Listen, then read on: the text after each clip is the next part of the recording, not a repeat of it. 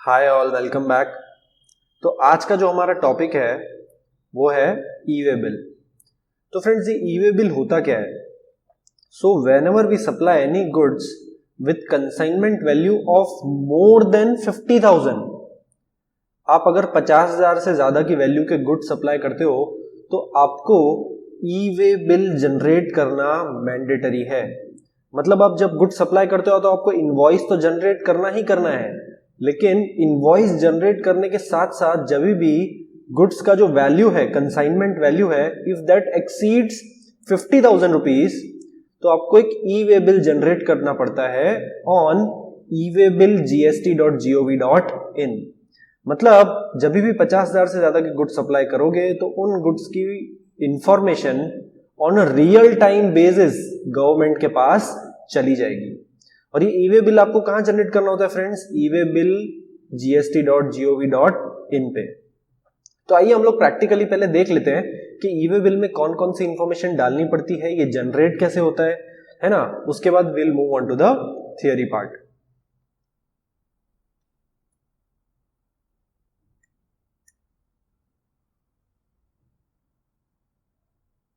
ठीक है फ्रेंड्स, तो मैंने लॉग इन कर लिया है ई वे बिल में। अब अगर मुझे नया ई वे बिल जनरेट करना है, so I will go on this tab, I will click on generate new, और this is called e way bill entry form. Friends, इसमें दो पार्ट होते हैं। ये जो ऊपर आप देख रहे हैं दैट इज पार्ट ए, और ये जो नीचे आप देख रहे हैं this is part B. So part B में केवल हमको क्या डालना होता है? मोड ऑफ ट्रांसपोर्ट, रोड से जा रहे, रेल से जा रहे, बाय एयर और by ship. Vehicle type, regular या ओवर डायमेंशनल कार्गो। अब ये रेगुलर क्या होता है, ओवर डायमेंशनल कार्गो में डिफरेंस क्या है, ये मैं आपको समझाऊंगा। व्हीकल नंबर डालना होता है, ट्रांसपोर्टर का डॉक नंबर डालना होता है, ठीक है, डेट डालनी होती है और सबमिट करना होता है। ठीक है, so this was all about part B. इसके ऊपर जो भी इंफॉर्मेशन दी गई है दैट इज पार्ट ए। तो फ्रेंड्स, ई वे बिल के पार्ट ए में हमको क्या डालना होता है? हमको डालना होता है कैसा सप्लाई है, आउटवर्ड है या इनवर्ड है।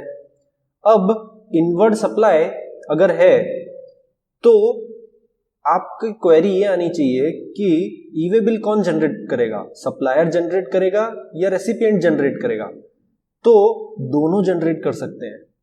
जनरेट करने की रिस्पॉन्सिबिलिटी उसकी होगी जिसकी रिस्पॉन्सिबिलिटी ट्रांसपोर्टेशन की है। मतलब मान लीजिए आपके और रेसिपिएंट के, मतलब सप्लायर और रेसिपिएंट के बीच में कॉन्ट्रैक्ट कुछ इस तरीके का है कि सप्लाई करने की रिस्पॉन्सिबिलिटी, मतलब रेसिपिएंट के प्रीमाइसिस तक गुड्स पहुंचाने की रिस्पॉन्सिबिलिटी सप्लायर की है, तो e way bill supplier generate करेगा। अगर रेसिपिएंट के प्रीमाइसिस तक गुड्स पहुंचाने की रिस्पॉन्सिबिलिटी खुद रेसिपिएंट की है, सप्लायर की नहीं है, तो ट्रांसपोर्टेशन के लिए कौन अरेंज करेगा? रेसिपिएंट। इसलिए ई वे बिल भी कौन जनरेट करेगा? रेसिपिएंट। मान लीजिए अगर रिवर्स चार्ज का केस है, तो रिवर्स चार्ज के केस में आप कौन हो? Recipient, registered recipient. और आपको जो बंदा गुड्स सप्लाई कर रहा है वो अनरजिस्टर्ड है। तो क्योंकि आप रजिस्टर्ड रेसिपिएंट हो, रिवर्स चार्ज के केस में ई वे बिल जनरेट करने की रिस्पॉन्सिबिलिटी आपकी होगी। ठीक है फ्रेंड्स, आपको कुछ नोट करने की जरूरत नहीं है, जो भी मैं बोल रहा हूं ये सब कुछ आपके थियरी पोर्शन में लिखा हुआ है। फाइन। सो सप्लाई का क्या टाइप है वो पहले सिलेक्ट करेंगे, फिर सप्लाई का सब टाइप। सब टाइप में जाके आप यहां देखेंगे तो ऑप्शन है supply, export, job work, semi knockdown condition या completely knockdown condition, recipient is unknown, for own use और फॉर एग्जीबिशन और फेयर्स। तो सब टाइप सिलेक्ट करना पड़ेगा। ठीक है, सब टाइप सिलेक्ट करने से क्या होगा कि पता पड़ेगा कि अगर सप्लाई है तो इनवॉइस जनरेट होगा या बिल ऑफ सप्लाई जनरेट होगा। एक्सपोर्ट है तो क्या जनरेट होगा? टैक्स इनवॉइस या bill of supply. Job work है तो जॉब वर्क के केस में तो क्या होगा? केवल डिलीवरी चालान जनरेट होगा, है ना। सेमी नॉकडाउन या कंप्लीटली नॉकडाउन कंडीशन है तो हमने पढ़ा था कि पहले कुछ लॉट्स में क्या होगा? डिलीवरी चालान आएगा ई वे बिल के साथ, और फिर लास्ट लॉट में इनवॉइस की ओरिजिनल कॉपी आएगी। ठीक है, तो इसलिए हमको क्या सिलेक्ट करना पड़ता है? सब टाइप, जिससे पता पड़े कि इनवॉइस जनरेट होगा, बिल ऑफ सप्लाई जनरेट होगा या डिलीवरी चालान जनरेट होगा। फाइन। तो मान लीजिए हमारा सप्लाई का केस है, तो सप्लाई के केस में या तो टैक्स इनवॉइस जनरेट होगा या तो बिल ऑफ सप्लाई। तो अगर टैक्स इनवॉइस जनरेट होगा तो टैक्स इनवॉइस। उसके बाद आपको लिखना है डॉक्यूमेंट नंबर। डॉक्यूमेंट नंबर मतलब आपका इनवॉइस नंबर।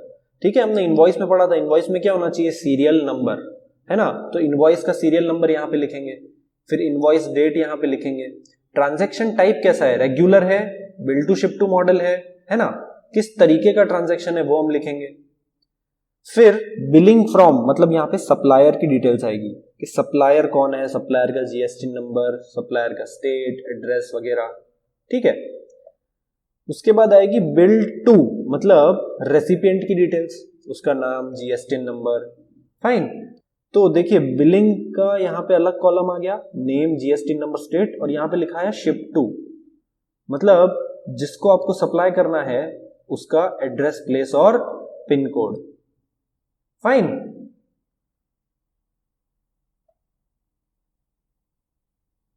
आइटम डिटेल्स, मतलब आप क्या सप्लाई कर रहे हो, प्रोडक्ट का नाम, प्रोडक्ट का डिस्क्रिप्शन, HSN, क्वांटिटी, यूनिट, उसका वैल्यू कितना है ना, ठीक है।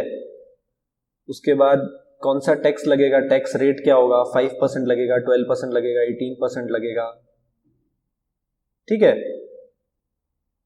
सेस लगेगा कि नहीं लगेगा, फाइन। CGST अमाउंट कितना होगा, SGST अमाउंट कितना होगा, ये सब डालने के बाद यहाँ पे ऑटोमेटिकली कैलकुलेट होकर क्या आएगा, टोटल इनवॉइस अमाउंट। उसके बाद आप लिखेंगे ट्रांसपोर्टर का नाम, किसको ट्रांसपोर्ट, कौन सी ट्रांसपोर्टेशन एजेंसी को आपने दिया है ट्रांसपोर्ट करने का रिस्पॉन्सिबिलिटी, उसका आईडी, और डिस्टेंस कि कितने डिस्टेंस का आपका ट्रांसपोर्टेशन होगा, मतलब आप गुड्स कितना दूर सप्लाई कर रहे हो, 100 किलोमीटर, 200 किलोमीटर, 300 किलोमीटर, फाइन।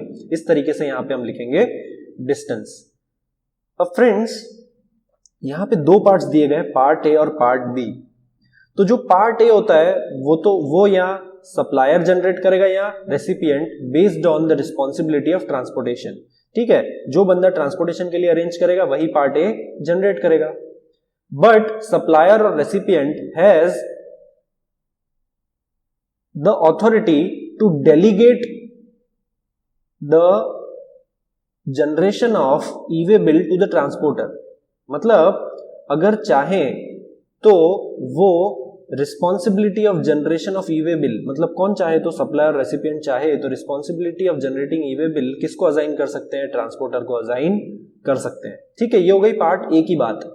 अब आते पार्ट बी पे।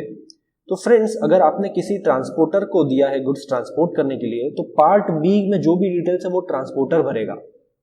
लेकिन अगर आप खुद व्हीकल अरेंज कर रहे हैं या अपने ही व्हीकल में, अपने ही कॉमर्शियल व्हीकल में गुड्स ट्रांसपोर्ट कर रहे हैं, तो पार्ट बी फिल करने की रिस्पॉन्सिबिलिटी आपकी रहेगी, ठीक है, बीइंग अ सप्लायर और रेसिपिएंट, ठीक है friends. So this was all about e-way bill, कि ई-वे बिल प्रैक्टिकली हम लोग फाइल कैसे करते हैं, हम लोग प्रैक्टिकली ई-वे बिल जनरेट कैसे करते हैं, फाइन। अब चलते हैं थियरी पोर्शन की तरफ। Now friends will start with e-way bill section 68, read with CGST rules 2017। तो हम लोग पढ़ रहे हैं ई-वे बिल रूल्स। अब फ्रेंड्स इन रूल्स में हम क्या पढ़ने वाले हैं, तो हम लोग पढ़ेंगे ई-वे बिल जनरेट करने की रिस्पॉन्सिबिलिटी किसकी है, कौन सी वैल्यू एक्सीड करने पे ई-वे बिल जनरेट करने पड़ेगा, किन किन केसेस में ई-वे बिल जनरेट करना मैंडेटरी है irrespective of value of consignment, किन किन केसेस में ई-वे बिल जनरेट करना मैंडेटरी नहीं है, ये चीजें हम पढ़ेंगे, fine. So let's start with the rules. E-way bill is a receipt or a document issued by a carrier giving details and instructions relating to the shipment of a consignment of goods, and the details include name of consigner, consignee, point of origin, its destination and route. तो E-way bill किन किन चीजों के बारे में बताएगा वो लिखा है। वो क्या होता है E-way bill? It is a document giving details and instructions relating to the shipment of consignment of goods, and the details include name of consigner, consignee, point of origin etc. जैसे कि हमने वेबसाइट पे देखा।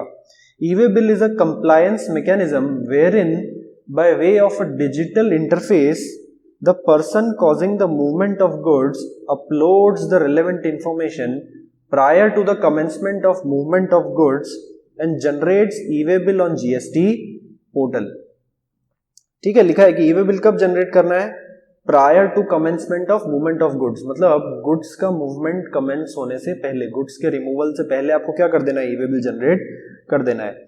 कहां पे, GST portal पे, ई way bill portal पे। In other words, e way bill is an electronic document generated on the GST portal evidencing the movement of goods. ये किस चीज का एविडेंस है, it is evidencing the movement of goods, that goods are being moved from one destination to another destination. और इसकी information government को किस basis पे मिलती है, रियल टाइम बेसिस पे मिलती है। मतलब अब जब गुड्स रिमूव करने वाले होते हो, सेम टाइम पे आपको क्या कर देना है, ई वे बिल जनरेट कर देना है, उसी के बाद क्या करना है, आपको गुड्स को रिमूव करना है। Fine.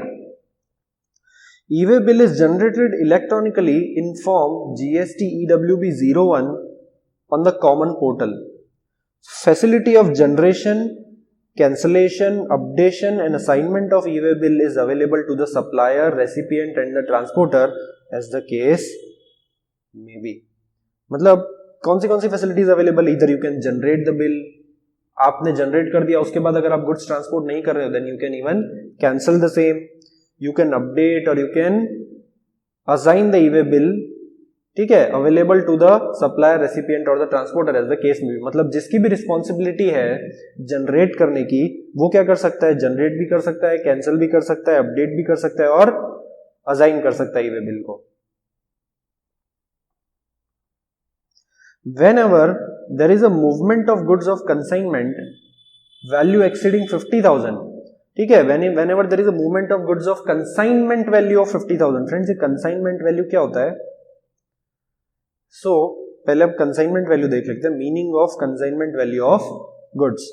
Consignment value of goods shall be the value determined in accordance with section 15. Section 15 मतलब value of supply. उसमें हमको पता है inclusion and exclusion in the value of supply हमने पढ़ा था।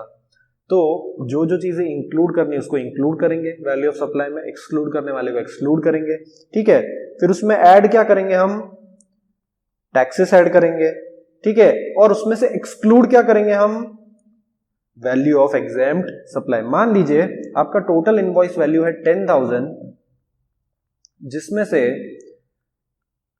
5,000, सॉरी इनवॉइस वैल्यू मतलब ये आपका बेसिक वैल्यू है एक्सक्लूडिंग टैक्स, तो 5,000 इसमें से क्या है टैक्सेबल, इस पे जीएसटी लगेगा, मान लेते हैं जीएसटी लगेगा 600 रुपीज, ठीक है, तो टोटल वैल्यू कितना हुआ टैक्सेबल का 5600, और 10,000 में 5,000 कैसे गुड्स है, एग्जेम्प्ट गुड्स है, तो एग्जेम्प्ट गुड्स पे जीएसटी नहीं लगेगा। तो लॉ ये कहता है कि जो कंसाइनमेंट वैल्यू है that should include basic value plus taxes, और एक्सक्लूड किसको करना है, 5,000 को एक्सक्लूड करना है। मतलब टोटल वैल्यू कितना हुआ कंसाइनमेंट वैल्यू 5600। तो जब ये वैल्यू 50,000 से ऊपर होता है, मतलब basic value plus tax, when it goes above 50,000 after excluding the value of exempt supply, exempt supply को एक्सक्लूड करने के बाद भी अगर ये वैल्यू 50,000 से ऊपर जाती है तो ई-वे बिल जनरेट करना मैंडेटरी है, ठीक है। So consignment value determined in accordance with the provision of section 15 declared in an invoice, bill of supply और the delivery challan as the case में be, also include central tax, state और union territory tax, integrated tax and cess, and shall exclude value of exempt supply of goods where the invoice is issued in respect of both exempt and taxable supply of goods, ठीक है। Invoice में अगर taxable और exempt supply दोनों है तो exempt supply को exclude कर देंगे। Fine. So whenever there is movement of goods of consignment value exceeding 50,000 in relation to a supply or for reasons other than supply, ठीक है, whether it be in relation to supply or for reasons other than supply. Friends, reasons other than supply मैंने आपको समझाया था, when you are moving the goods from your factory unit to your godown, और दोनों का registration number क्या है, same है, विद इन द स्टेट है, दोनों विद इन सेम स्टेट, तो क्या वो सप्लाई है, वो सप्लाई नहीं है, वो कैसा केस है, अदर देन सप्लाई, ठीक है। और whenever you are supplying goods for job work, आपने जॉब वर्कर को गुड्स बेचे और वो क्या होंगे, प्रोसेस होके आपके पास वापस आएंगे। तो क्या ये सप्लाई है? आपने गुड्स बेच दिए, सेल नहीं किए हैं, तो this is a case of other than supply. ठीक है, तो इन केसेस में भी ई वे बिल जनरेट होगा। लेकिन क्या इन केसेस में इनवॉइस जनरेट होगा? इनवॉइस जनरेट नहीं होगा। इन केसेस में क्या होगा, डिलीवरी चालान जनरेट होगा।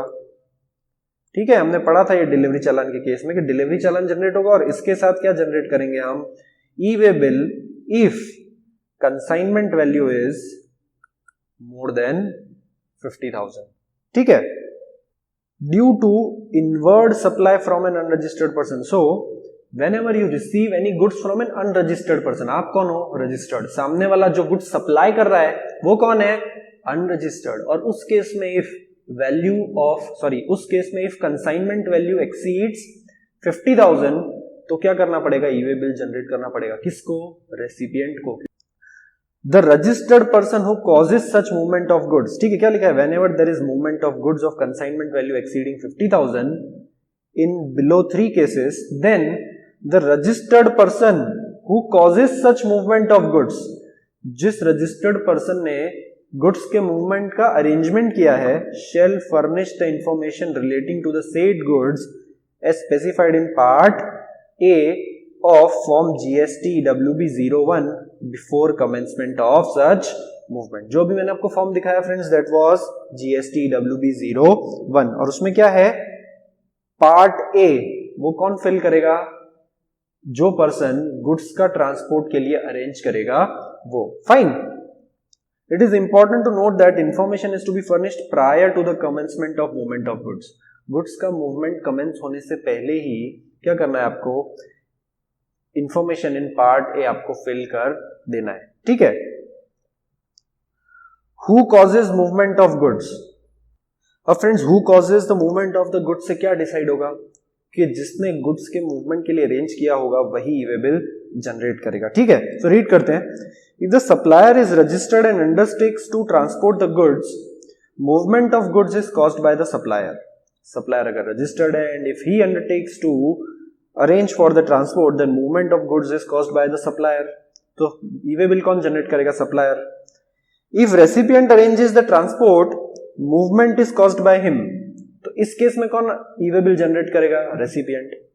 If goods are supplied by an unregistered supplier, supplier कौन है, अनरजिस्टर्ड है, to a registered non recipient, किसको सप्लाई किया, रजिस्टर्ड रेसिपिएंट को, तो movement shall said to be caused by such recipient. मतलब जो रजिस्टर्ड रेसिपिएंट है वो ई वे बिल जनरेट करेगा। ठीक है friends, fine. Consignment value of goods हमने देख लिया।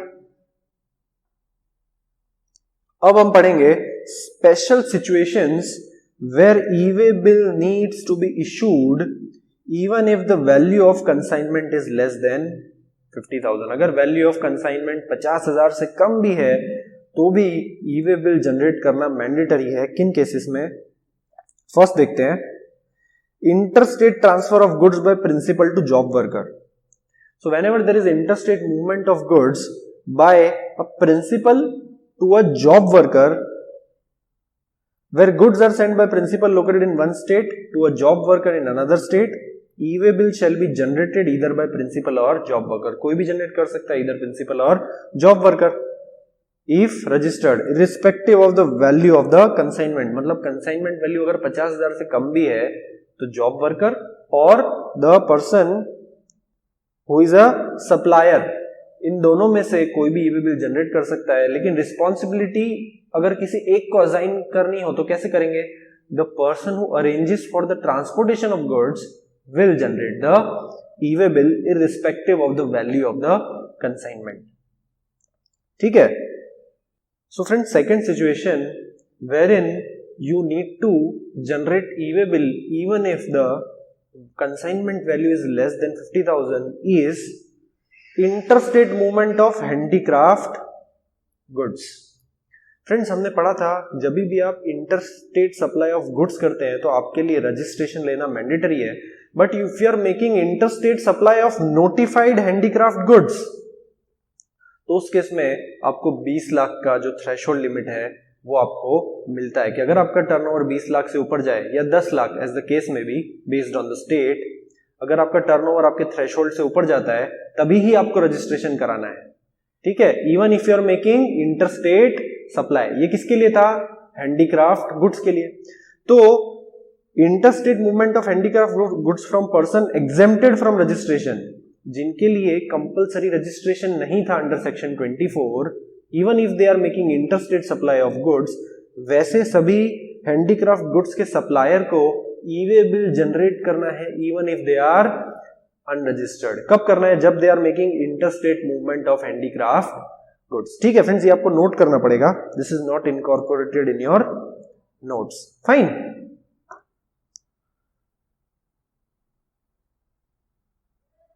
सो moving forward, in a bill to ship to model of supply, ठीक है, यहां पे mandatory requirement of e way bill खत्म होता है। Now we are moving to some other concept, that is in a bill to ship to model of supply there are 3 persons involved in a transaction, ठीक है। Bill to ship to में 3 persons होते हैं, एक कौन? जो order देता है, दूसरा कौन? जो ऑर्डर रिसीव करता है, और तीसरा कौन? जिसको हमको गुड्स शिप करने होते हैं। जैसे बी ने ए को ऑर्डर दिया कि सी को गुड्स सप्लाई करो, so there are 3 persons involved. So उस केस में ई-वे बिल बनाने की रिस्पॉन्सिबिलिटी किसकी रहेगी? A is the person who has ordered B to send goods to C. B is the person sending goods to C on behalf of A. C is the recipient of goods. तो friends ये कैसा case है? A ने B को order किया goods भेजो C को, ठीक है। तो रेसिपिएंट कौन है? C। गुड्स कहां से आए उसको? बी से। लेकिन सी को गुड्स भेजने के लिए किसने कहा था? बी ने कहा था ए को। तो बी बिल किसको करेगा? बिल टू ए, ठीक है, B will bill to A. And C ने किसको ऑर्डर किया था फ्रेंड्स? सी ने ए को ऑर्डर किया था, so A will issue bill to C. और शिपिंग कैसे होगा? B will ship goods to C. तो इनवॉइस 2 जनरेट हुआ है, बी ने ए को एक इनवॉइस दिया और ए ने सी को दूसरा इनवॉइस दिया, लेकिन शिपिंग एक ही हो रहा है। कैसे? बी डायरेक्टली सी को गुड्स सेंड कर रहा है। तो इस केस में इनवॉइस 2 जनरेट हुआ है, लेकिन लॉ ये कहता है कि ई-वे बिल एक ही जनरेट होगा। और वो कौन जनरेट होगा, वो कौन जनरेट करेगा, ये हम लोग रीड करते हैं। In this scenario 2 supplies are involved and accordingly 2 tax invoices are required to be issued. Invoice 1 which would be issued by B to A, invoice 2 which would be issued by A to C. It is clarified that as per CGST rules, either A or B can generate the e-way bill, but it may be noted that once e-way bill, only one e-way bill is required to be generated. ठीक है, एक ही e-way bill चाहिए, A और B में से कोई भी generate कर सकता है। तो नॉर्मली कौन जनरेट करेगा? जो ट्रांसपोर्ट के लिए अरेंज करेगा वो जनरेट करेगा। ठीक है friends, clear? An e way bill form contains 2 parts. ये भी हम लोग पढ़ चुके हैं, बट एक बार इसको रीड कर लेते हैं। Part A comprising of GSTIN of the supplier and the recipient. Website पे देखा ना हमने friends, place of delivery, document, tax invoice है, बिल ऑफ सप्लाई है, डिलीवरी चालान है, number and date, value of goods कितना है, HSN code, reasons for transportation etcetera to be furnished by registered person who is causing movement of goods of consignment value exceeding 50,000। ठीक है, who is causing movement of goods of consignment value exceeding 50,000। कौन generate करेगा? Part A, the person who is causing movement of goods, मतलब जिसकी transportation की responsibility है वो generate करेगा। ठीक है। Part B is transport details. उसमें क्या होगा? Transport document number, goods receipt number, और रेलवे से जा रहा है तो रेलवे रिसीट नंबर, और एयरवे बिल नंबर, और bill of lading number, and vehicle number in case of transport by road. Vehicle number जाएगा if it is getting transported by road, to be furnished by the person who is transporting the goods। जो transport कर रहा है वो furnish करेगा part B, मतलब जो goods का ट्रांसपोर्टर है, जो गुड्स ट्रांसपोर्ट एजेंसी है, उसकी रिस्पॉन्सिबिलिटी है पार्ट बी फिल करने की। लेकिन अगर हम खुद ही ट्रांसपोर्ट के लिए अरेंज कर रहे हैं या फिर खुद ही के व्हीकल में या फिर किसी का व्हीकल हायर करके ट्रांसपोर्ट कर रहे हैं तो पार्ट बी भी हम ही भरेंगे, बीइंग अ सप्लायर और रेसिपिएंट, जिसकी भी रिस्पॉन्सिबिलिटी पार्ट ए फिल करने की होगी वही पार्ट बी भी फिल करेगा अगर वो खुद ही क्या कर रहा है, ट्रांसपोर्ट के लिए अरेंज कर रहा है तो। ठीक है, ट्रांसपोर्ट के लिए अरेंज कर रहा है मतलब हायर कर रहा है व्हीकल या फिर खुद ही के व्हीकल में ट्रांसपोर्ट कर रहा है तो। अगर आउटसोर्स कर दिया ट्रांसपोर्टेशन तो जिस कंपनी को आउटसोर्स किया गुड्स ट्रांसपोर्ट एजेंसी को वही पार्ट भी फिल करेगी। Fine. However, information in part A may be furnished by the transporter. Part A transporter fill कर सकता है on an authorization received from such registered person or by the e-commerce operator or courier agency. अगर courier agency के through goods जा रहे तो where the goods to be transported are supplied through e-commerce or courier agency on an authorization received from the consignor. जो consignor है, ठीक है, जिसने ट्रांसपोर्ट के लिए अरेंज किया है, जो सप्लायर है, अगर वो ऑथोराइज करता है ई कॉमर्स को या कुरियर एजेंसी को या गुड्स ट्रांसपोर्ट एजेंसी को पार्ट ए फिल करने के लिए तो वो लोग भी पार्ट ए फिल कर सकते हैं। ठीक है, where the goods are transported by a registered person whether as a consignor और recipient as the consignee whether in his own conveyance और हायर्ड वन और अ पब्लिक कन्वेयंस। क्या लिखा है, जब आप गुड्स ट्रांसपोर्ट कर रहे हो बीइंग अ कंसाइनर और कंसाइनी, ठीक है, सप्लायर और रेसिपिएंट, और आपने क्या किया है, in you are transporting in your own conveyance और हायर्ड और public conveyance, the said person shall have to generate the e way bill. तो आपको खुद को ही जनरेट करना पड़ेगा ई-वे बिल, ठीक है, by furnishing the information in part B on the common portal. ठीक है, ये मैंने आपको समझा दिया था। Where the e way bill is not generated by the registered person and the goods are handed over to the transporter. E way bill registered person ने generate नहीं किया और ट्रांसपोर्टर को गुड्स दे दिए for transportation of goods by road, then in that case the registered person shall furnish the information relating to the transporter in part B. तो registered person को क्या करना पड़ेगा, पार्ट बी में ट्रांसपोर्टर की इंफॉर्मेशन डालनी पड़ेगी और ऑन द कॉमन पोर्टल, और क्या होगा, and the e way bill shall be generated by the transporter. फिर ई-वे बिल कौन जनरेट करेगा, ट्रांसपोर्टर जनरेट करेगा। केवल जो सप्लायर है, जो रजिस्टर्ड पर्सन है, जिसने ट्रांसपोर्टर को गुड्स हैंड ओवर किए, उसको क्या करना पड़ेगा, ट्रांसपोर्टर की डिटेल्स डालनी पड़ेगी। तो ट्रांसपोर्टर खुद भी ई-वे बिल जनरेट कर सकता है। ठीक है friends, clear. Where the goods are transported by railways और बाय एयर और vessel, e way bill shall be generated by the registered person being the supplier or the recipient who shall either before or after the commencement of movement furnish the information in part B। ठीक है, क्या लिखा है, goods are transported by railways और by air और by vessel, मतलब by road नहीं, road के अलावा दूसरे मीडियम से ट्रांसपोर्ट हो रहा है। तो e-way bill shall be generated by the registered person being the supplier or recipient whosoever arranges for the transportation and who shall either before or after the commencement of movement furnish the information in part B। ठीक है, तो before commencement of movement part B fill कर देना है, किसको, the person who is arranging for the transport। Fine।